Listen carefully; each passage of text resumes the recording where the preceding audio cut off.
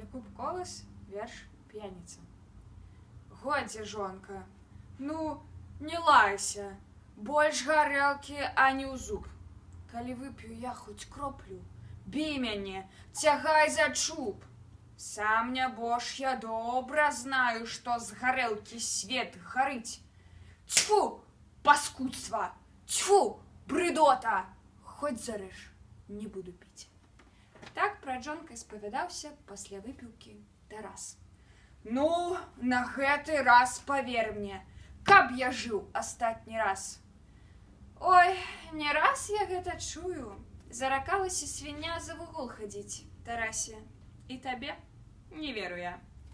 Ты не верыш? Эх, Марылька. Хочаш, я іду ў заклад. Залажэмся на цікавасць. Ты прайграеш, як бог свят.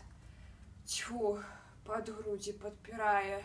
Кішкі зблытаны ў камяк, а ў роце, каб ты знала. Фе, які нядобры смак.